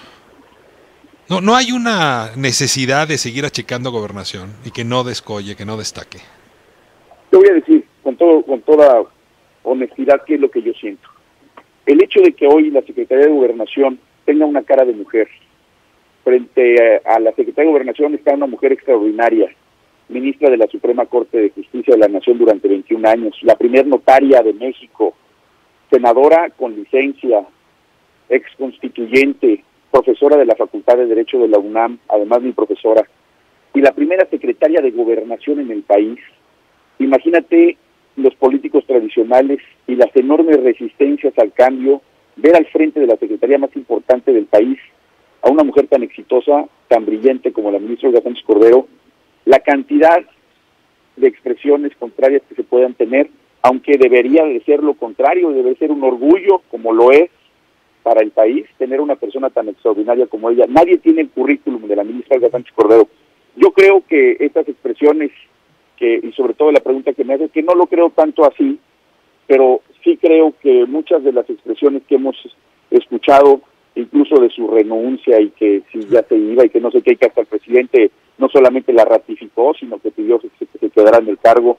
Yo creo que todas estas expresiones tienen que ver con un estigma también en contra de las mujeres. Yo creo que son hasta misóginos esos comentarios. ¿Me dejas? Y yo creo que hay que reconocerle mucho a la ministra lo que ha hecho por el país. ¿Me dejas transmitirle a través tuyo un consejo? Por favor. Que compre una botellita de brillantina color rosa. A varios funcionarios de distintos colores políticos les caería muy bien un poquito muy de bien. Esa brillantina. Oye, pues hay que comprarnos varias entonces, Tocayo, ¿verdad? Te mando un abrazo muy fuerte, Tocayo. Muchas gracias por esta generosa explicación. Muchas gracias a ti por tu tiempo. Un abrazo a todos. Que estén muy bien. Luego. Bueno, ahora me muevo de voz, pero no de tema. Tengo a Carlos Arrieta, él es corresponsal del Universal y nos ha estado ayudando justamente a seguirle las pistas a los problemas que se viven en Michoacán. Supongo que Carlos habrá escuchado ahora esta explicación que ha dado el subsecretario Ricardo Peralta, el primer evento con 25,000 personas que espontáneamente se organizó en La Huacana, cómo se generan compromisos de ahí y cómo esto no tiene que ver con hablar o participar en la negociación con grupos criminales, mucho menos con autodefensas, que la presencia de Mireles pues no implica inmediatamente la negociación con autodefensas. Carlos, ¿estás por ahí?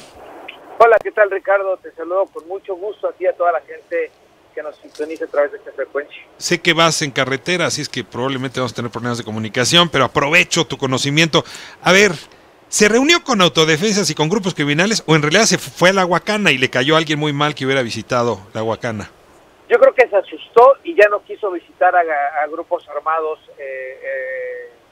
el subsecretario de Gobernación. O sea, no los visitó, no hay evidencia de que los haya visitado. Yo no tengo la evidencia.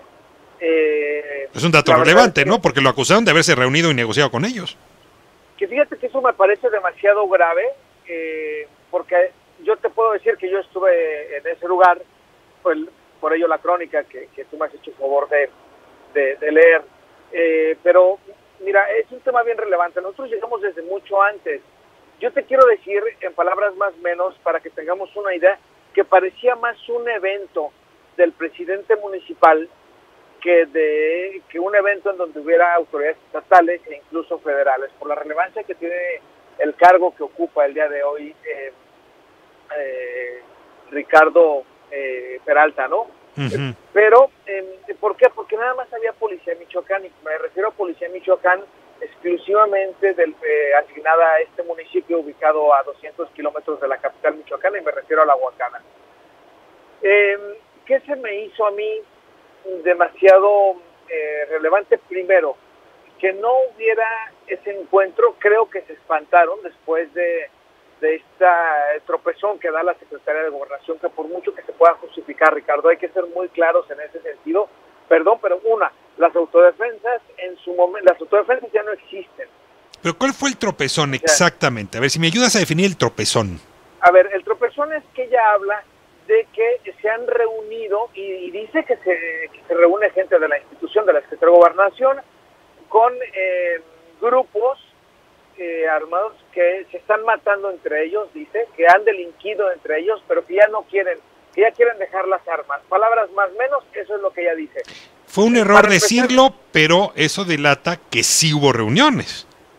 Pues sí, previas, dice ella, se reunieron hace unos días. Ricardo Peralta lo que nos dice, no, yo fui a una reunión masiva para hablar de proyectos de desarrollo, regresé una segunda vez para amarrar esos proyectos, me acompañaron las autoridades, yo no hablé de amnistía, no negocié, no me reuní con grupos.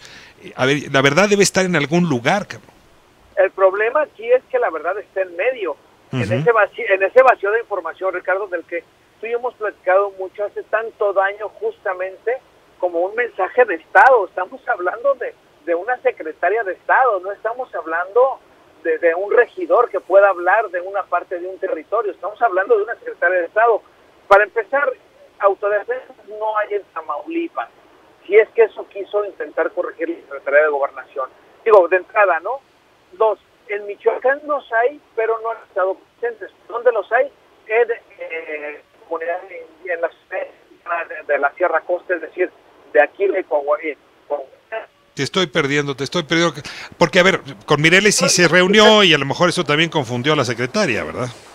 Claro, pero digo, podríamos pensarlo así, ¿no? Podríamos bien pensar de esa forma. Ahora, Mireles nunca representó a las autodefensas, hay que ser muy claros también en eso, Ricardo.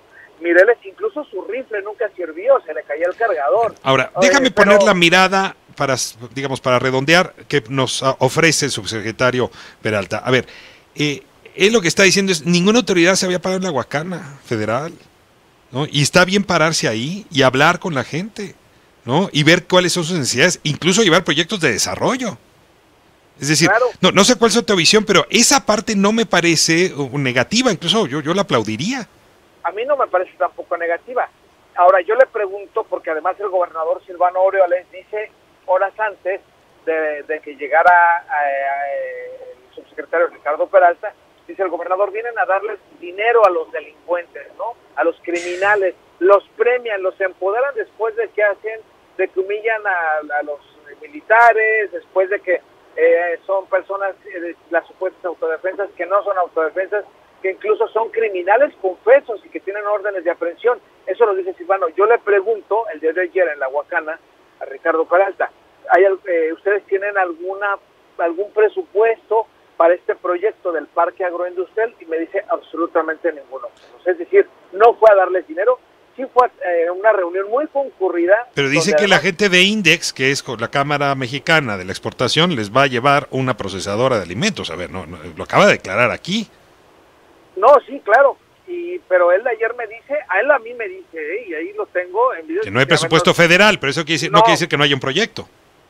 Pero tampoco es del gobierno federal. Ya. Y lo que él me dice ayer, y me dice, nosotros solamente venimos, con estas palabras, Ricardo dice, nosotros venimos a acompañar a los pobladores y a las empresas. O sea, venimos a juntarlos nada más, ¿no? Carlos, voy a seguir. Pero no es malo, ¿eh? Y no es malo, y te voy a decir por qué. Porque muy poca gente se había fijado en La Huacana. Casi todos mirábamos los ojos o mirábamos la... No, te lo digo con franqueza, casi me convenció que hizo una cosa buena, pues, que pareció mala, pero fue una cosa buena. Pues, digo, no sé si el acompañarlo, hay que ver los resultados, pero no sé si el acompañarlo sea bueno o malo, el tiempo nos lo dirá. Son cerca de 2,000 empleos. Lo que sí te puedo decir es una cosa. La pregunta ya me voy, Carlos, que se me corre el tiempo. Nada más la dejamos al aire, mi querido Ricardo, y es, ¿realmente los criminales le pondrán las armas ante una agroempresa? Mi respuesta y desde la perspectiva es no. No, pues los criminales no, pero a lo mejor mucha gente que podía haberse ido a la criminalidad va a encontrar otra fuente de... Que sí es un buen deseo porque lo requiere Michoacán. Un fuerte abrazo. Fuerte abrazo, muchísimas gracias, te agradezco muchísimo esta conversación. Tengo que decir que Carlos siempre me ayuda, Carlos Arrieta, a entender ese estado que sí está complicado en más de un sentido. Un abrazo muy grande. Me voy a corte, de regreso vamos a hablar de Santa Lucía y los amparos recibidos contra el nuevo aeropuerto, del nuevo aeropuerto, y estará con nosotros como todos los jueves el abogado, el doctor en Derecho, Hugo Concha.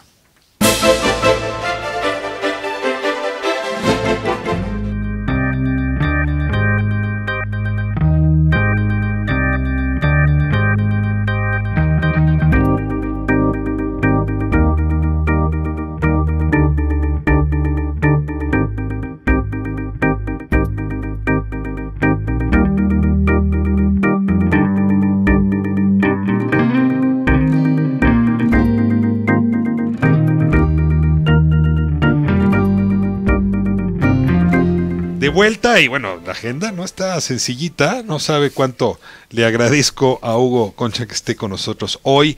La verdad es que pues esta batería de amparos en contra de la construcción del aeropuerto de Santa Lucía y en contra de que se detengan las obras en el antiguo, nuevo aeropuerto de Texcoco, Hugo, nos trae entretenidos a todos, sobre todo al presidente que le está frenando el proyecto.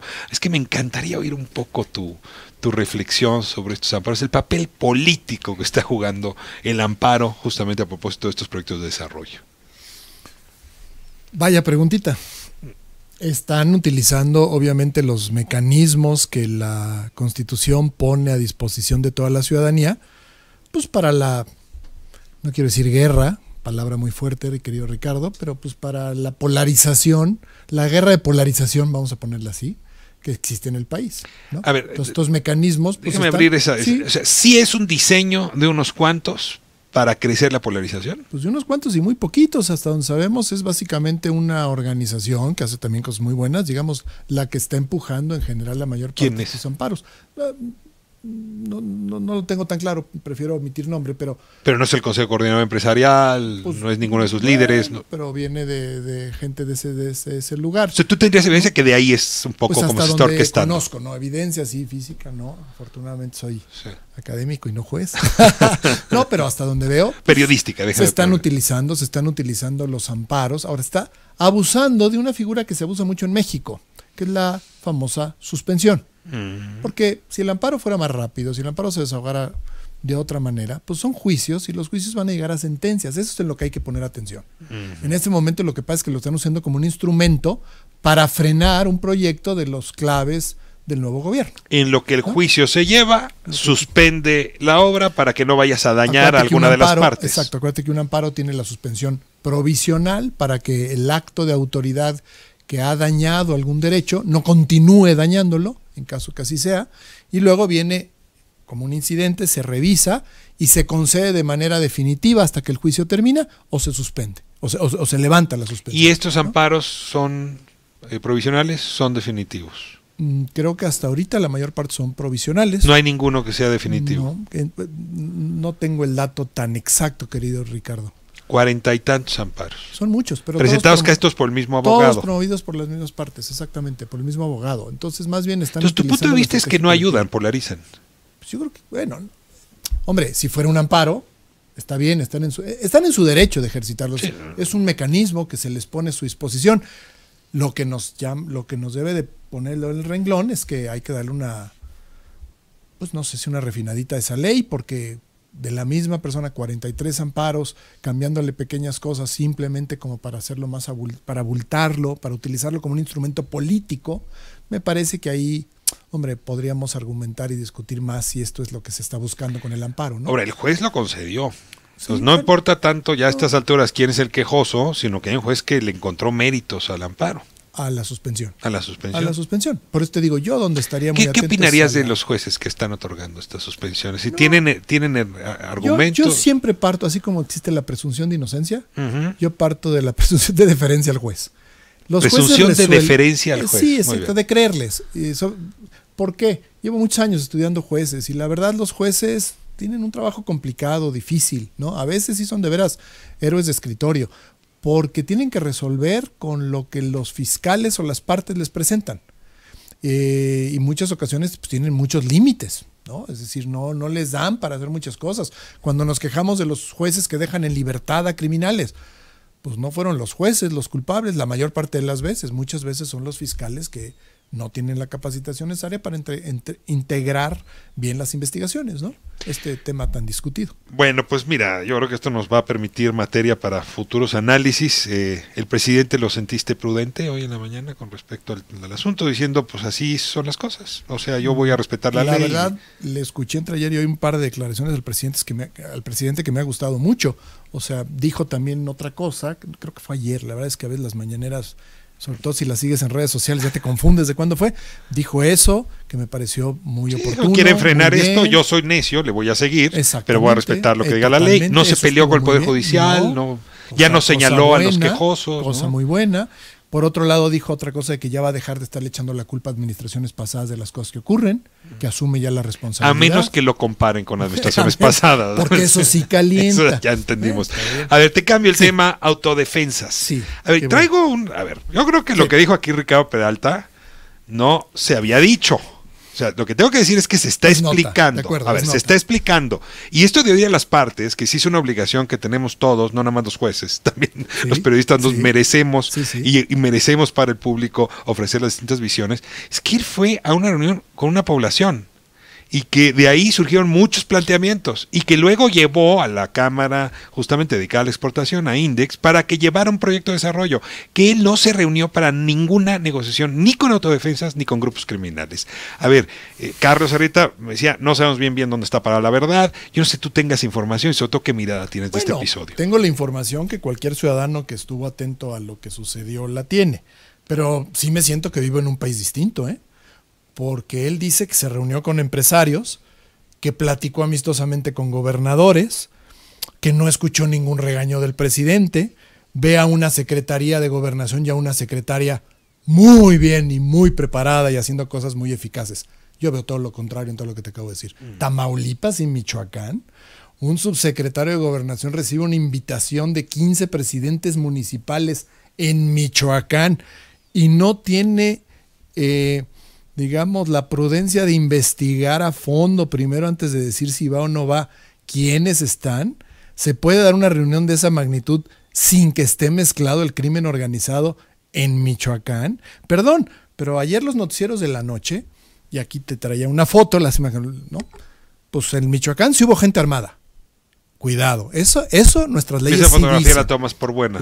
Yo la tomo por buena, ayer la estuvieron sacando. Gente armada con campesinos. Y por otro lado está también reportado, creo que eso no lo platicó ahorita el subsecretario, que se reunió con Octavio Leol Moncada, líder de una agrupación que tiene sus antecedentes criminales en Tamaulipas. Entonces, a ver, también es que esto me suena mucho a lo que hizo la Secretaría de Gobernación con las declaraciones de la secretaria, ¿no? Los cachan, los ven lo que están haciendo, la secretaria se le fue el avión, o sea, porque es así, lo aceptó, además la Secretaría de Gobernación lo aceptó, luego ya nos sacaron un comunicado que las supuestas declaraciones de la supuesta reunión, todo es mentira y fue una edición. O sea, de verdad, yo creo que aquí hay un error, volvemos a estar en presencia, igual que la semana pasada, en otros temas, con errores de gobierno. Mi editorial en la mañana, más temprano, diciendo... Ha habido ambigüedad en el mensaje presidencial que quizá hoy se despejó. Pero a ver, él habló de amnistía en la campaña. Luego dijo que no, que iba a amnistiar a unos cuantos. Pero nunca fue por una ley de amnistía. Pero dijo que iba a hacer proyectos de desarrollo. Es decir, ¿no? Y entonces el subsecretario dice, pues yo proyectos de desarrollo. Y luego, en efecto, la complejidad de esas comunidades no permite muy rápido decir, aquí están los malos y los buenos. Yo a veces tengo la impresión de que nos encantaba aquel anuncio de la época de Felipe Calderón, donde los malos jalaban la cuerda, los buenos la jalaban del otro, unos vestidos de blanco y otros de negro. Y la verdad, Hugo, eso no es así en la Huacana. Entonces, desde esa lógica... no es así casi en ningún lado. Desde esa lógica, yo me pregunto si no es falta de claridad de un gobierno frente a una realidad muy confusa. Es eso, y yo veo otra cosa. Tenemos en estos temas, como en otros también, constitución y leyes muy rígidas, Ricardo. O sea, la constitución con toda claridad te dice lo que se vale y lo que no se vale. te dice las leyes del país que nadie puede tener arma en el contexto en el que estamos viviendo en el país. Ahora, ¿eso qué hace a un gobierno que tiene que sacar adelante cosas? ¿La necesidad de negociar con los grupos criminales? Me voy a poner en el extremo que probablemente sí, pero estás en un lugar, en una línea muy difícil. ¿Con los grupos criminales o abrir la puerta al siguiente circuito, que es una población que pues ha encontrado en esa relación con los grupos criminales un modo de sobrevivir, de que no sean atacados, pero tú o incluso de obtener... Pero en esa población va a estar revueltito. Claro. Gente criminal, ¿cómo te aproximas a las poblaciones revueltitas? ¿Es criminal el campesino que siembra droga o no? De acuerdo con nuestras leyes, sí. Pero lo que no puede ser es el abandono que se ha tenido, porque lo que haces es lo que pasa en esta ciudad y pasa en tantos lados. No me meto a esa calle porque ahí está muy feo crea todo. Los instrumentos necesarios para atender esa realidad tan difícil. Si te quieres quedar con lo que tenemos... ¿Qué instrumento sería para ti? Regresamos. ¿Una ley de amnistía con mayores precisiones? ¿Una ley de amnistía? O ¿Tú estarías de acuerdo? A ver, si el presidente dijera, a ver, Hugo, vamos por una ley de amnistía que precise a quién vamos. Un proceso de pacificación muy bien localizado en partes del país, donde se tengan cierta claridad de la realidad socioeconómica de esas comunidades, porque no todas son iguales. No es lo mismo Michoacán, Tamaulipas o Guerrero. Vas atendiendo por partes y vas creando un proceso, un plan de pacificación, le creas las reformas y los instrumentos legales necesarios que te permitan como autoridad poder maniobrar, muy parecido a lo que se ha hecho en Colombia.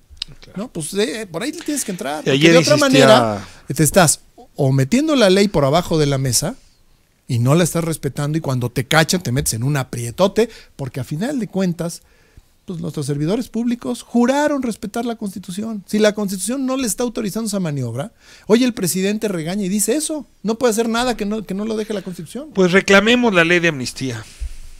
Y yo sería una estrategia y un proceso de pacificación del país, que entre otras cosas traiga una ley de amnistía. Yo creo que es más amplio. Ayer aquí también los micrófonos Jacobo de allá con una propuesta muy similar. Valdría la pena conversarla en este espacio. Pero encantado de la vida además. Pues muchísimas gracias, que me ayudes a ver temas tan distintos como el amparo de Santa Lucía y las autodefensas. Sí, bueno, nos vamos a corte. De regreso estoy con Rodolfo de la Torre. Yo ando preocupado, tengo que decírselo, con esto de utilizar el fondo de estabilización. Es que le pido al economista de confianza que me diga si estamos haciendo bien o mal en tomar ese cochinito, abrirlo y llevarnos 1/3 para financiar el presupuesto del año que entra. Hugo, nos vemos la semana que entra. Gracias, Ricardo. Gracias. Saludos a todos.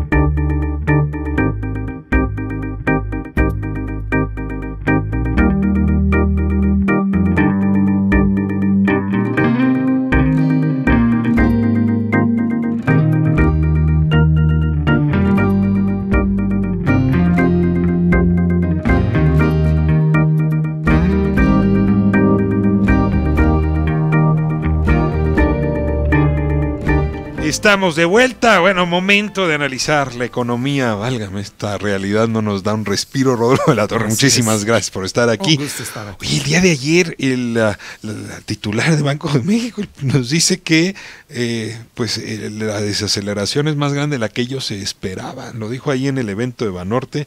La verdad me dejó bastante inquieto. Si Banco de México no la vio venir, ¿quién la vio venir? Bueno, por supuesto que esto es preocupante porque hay un contexto internacional en donde, pues sí, las cosas no parecen marchar suficientemente bien. Y eso va a tener implicaciones para el presupuesto que se va a presentar el 8 de septiembre y en donde habrá que hacer ajustes.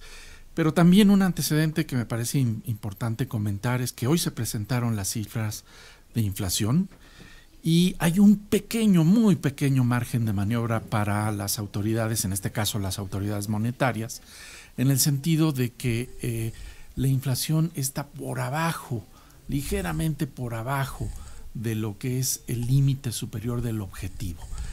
A lo que me refiero es que se pretende una inflación entre 2 y 4% y resultó ser la inflación de 3.26%, la inflación dura, la que puede ser controlada, 3.7%. Con esto lo que vamos a tener es que pues esta baja en las tasas de interés que tuvo el Banco de México posiblemente pueda proseguir si existe pues confirmación de que la inflación está bajo control y empiezan a pesar las preocupaciones de crecimiento económico. Pero lo que no va a haber duda es que el gobierno va a contar con menos recursos por la desaceleración económica, ya lo advierte el gobernador del Banco de México, y hay que pues empezar a recortar otra vez. El 2% del que nos hablaba Mario Delgado y que tú y yo comentamos la semana pasada ya es una quimera, no se ve. Está muy lejos, el consenso entre los que están pronosticando es de aproximadamente 1.6% en el cierre del año, quizás llegando al 1%. El último trimestre, no el promedio. Estamos exactamente, el cierre podría llegar al 1% en el mejor de los casos. Eso quiere decir lejos. Menos gasto, menos inversión, menos consumo, por lo tanto menos impuestos, para decirlo claramente. Sí. Ahora, la manera en que los gobiernos resuelven esto pues es encontrando métodos para traer más recursos al tesoro público, impuestos. Y el presidente le dice a su secretario de Hacienda: hazle como quieras, que aquí no vas a subir ni un impuesto. Entonces traes menos recaudación, no puedes subir impuestos, y de pronto nos encontramos con que el maestro Herrera, secretario de Hacienda, porque no fueron los diputados, así es él, está pensando abrir el cochinito del Fondo de Estabilización, que es pues estos fondos que hemos traído justamente con el petróleo estaba muy bien, que traemos como 300,000 millones, no es un digamos una mala cantidad, y abrirla y sacar 1/3 para financiar el desarrollo del 2019. ¿Es responsable? ¿Es irresponsable? ¿Qué les dirías tú? Yo diría que es riesgoso, que probablemente hay circunstancias que ameriten hacer uso de esos recursos, pero con una precisión milimétrica, porque lo que estamos también pensando es que esto es aproximadamente un 1% del Producto Interno Bruto, no es una cantidad que dé un margen de maniobra muy grande, y normalmente lo que se hace con este fondo es utilizarlo para coberturas del precio del petróleo, es decir, que si sigue bajando el precio del petróleo, nosotros aseguramos un precio porque compramos un seguro para ello, y entonces tenemos cierta tranquilidad en ese flujo de ingresos. Ese es el enorme riesgo. Déjame si entiendo bien.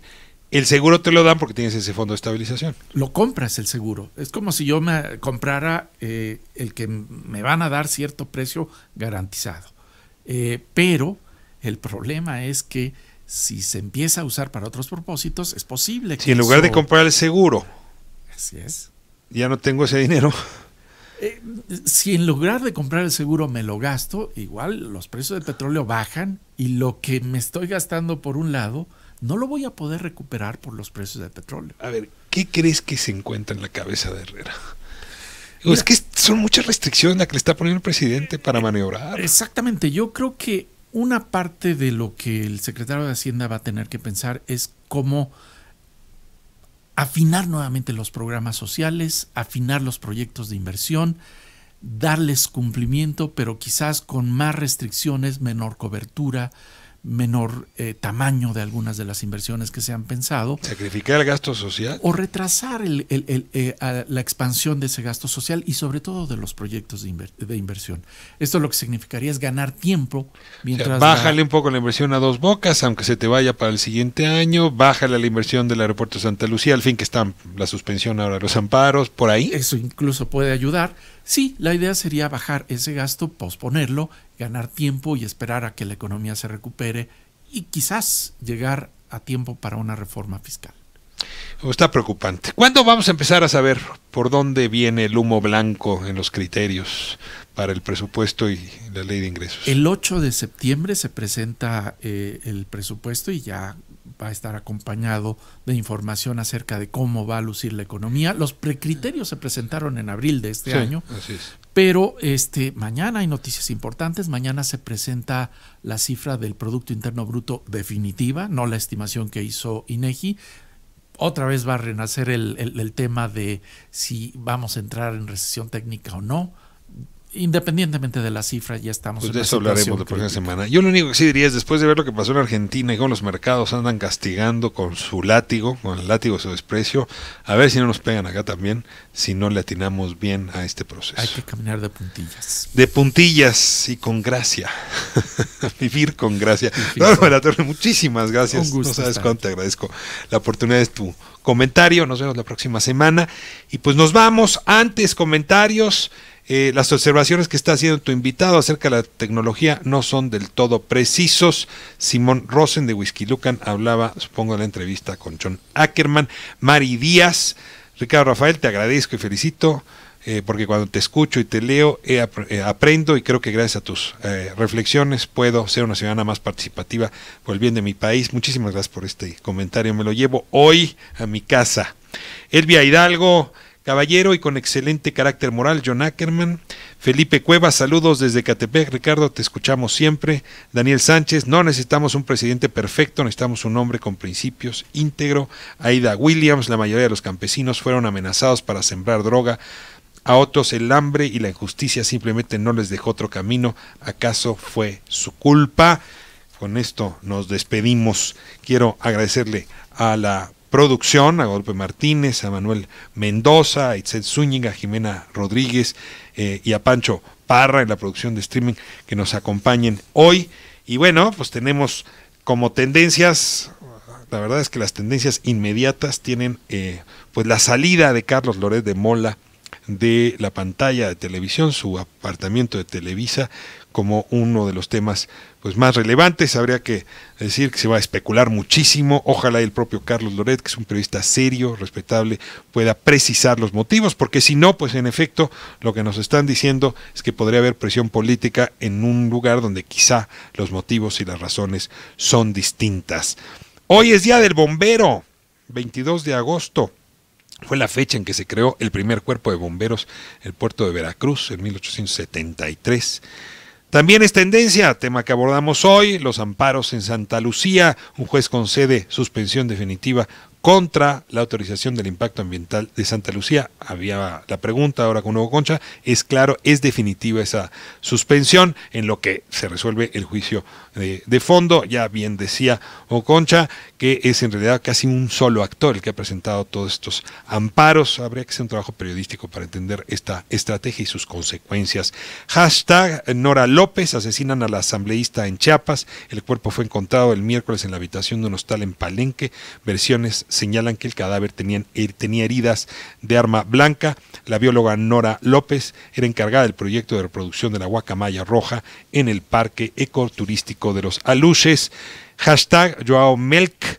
La situación del futbolista podría cambiar debido a las pruebas que fueron realizadas después de la tragedia y que le ayudarían a la defensa del futbolista mexicano recluido en el penal de Puente Grande. También tenemos hashtag Memo Vázquez. La cooperativa del Cruz Azul informa la destitución de Guillermo Álvarez Cuevas como director general de la cooperativa. Y hashtag La Condesa. Héctor de Mauleón escribe sobre los taxistas violadores de la Condesa. Mucha gente interesada en este tema. Nos vamos. Gracias al equipo. Gracias a usted. Hasta mañana, 3 de la tarde. Ricardo Rafael.